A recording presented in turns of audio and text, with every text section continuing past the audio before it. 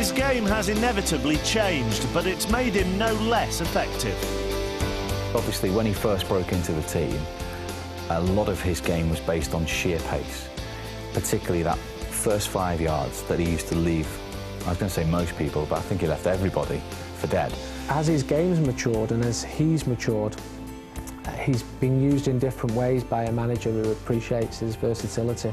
He's been used in a more central role, and he's enjoyed some of his best games, not playing as an out-and-out winger. When he's played in central midfield, he looks like he's played there all his life. And he's also used as an impact substitute now. Because of his age, he can't play for 90 minutes twice a week. So Ferguson uses him quite cleverly, starting him in certain games and bringing him on in others. And I think in the last couple of years, and even this season, when they beat Chelsea in the Champions League, he played in central midfield in both games against Chelsea and was the best player on the pitch at 37. Sometimes he still does that thing where he bursts past his immediate opponent and crosses the ball very quickly or shoots.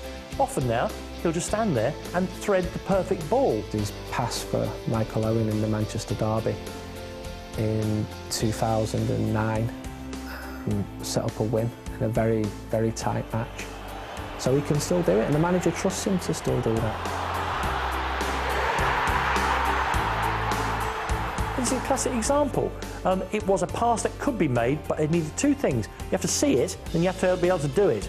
And there are very few players who would see it, and away from them, very few players who could do it. And when you overlap the two, you're probably down to about 3 players in England. One of them is Ryan Giggs. Now, the game's so much in there. It's a much more mental procedure for him in that he's been in every situation so many times. He knows what's going to happen next, even if no one else on the pitch does. He knows how the game's going to unfold, so he can be in position A to make sure he takes full advantage. The tactical nous, the football brain, the wonderful touch, the vision. He's just the complete player for me.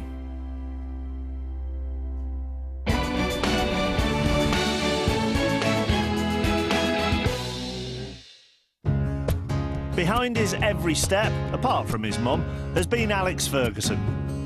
Ryan moved to Manchester from Wales because his father was a professional rugby league player, a very quick one. And you could say that if it wasn't for Swinton Rugby League Club, who his father Danny played for, Manchester United would never have benefited from Ryan Giggs. I think it could have gone either way, given the personalities that surrounded him and his family. You look at his father, perhaps a slightly wasted talent, his younger brother, Rodri, very talented footballer, but never made it at a professional level. The difference between them and Ryan Giggs is that Ryan Giggs had Alex Ferguson, who got hold of him and collared him at a key time in his development and made sure that that talent was never going to go to waste. His agent, Harry Swales, was given to Ryan Giggs by Alex Ferguson, and it was all very old school and mates Ferguson. For all I know, Alex rings him up in the morning and says, Ryan, it's time to get up and come and train. He's always been like a father figure to him. He's always pointed him in the right direction, given him the right advice. And I think you get to a situation now, in the last 3, 4, 5, maybe more years, where the manager is going to the likes of Ryan and asking his advice about tactics, formations, certain players, how they think they've been performing. And that's how highly Sir Alex Ferguson holds Ryan Giggs, and I think the feeling is definitely mutual. The complexity of that relationship is very hard to work out. What is clear is that the best manager in the history of English football, arguably, rates that Welsh left winger as someone he cannot do without.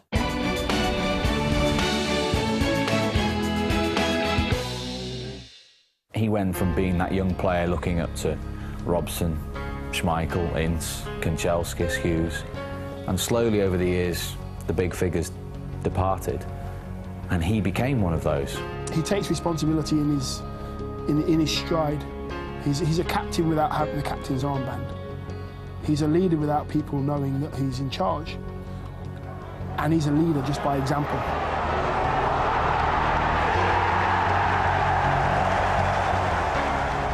One club, loyalty, creator of goals, scorer of goals, maintained his pace over that period of time, which means that he's maintained his fitness, he's lived a proper life. Certain players have to moan and shout and tell you how it should be through the whole of the game. Paul Ince was another one, Steve Staunton at Aston Villa, Peter Schmeichel again.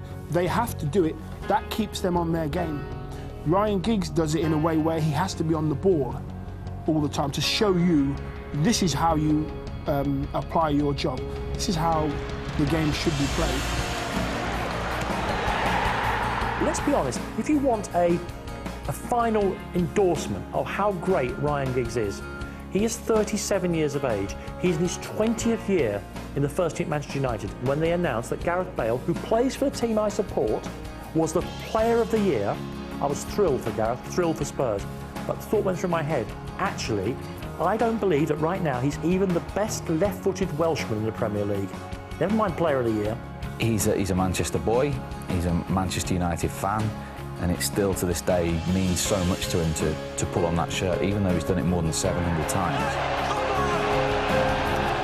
And I've never come across a player who's got a bad word to say about Ryan Giggs.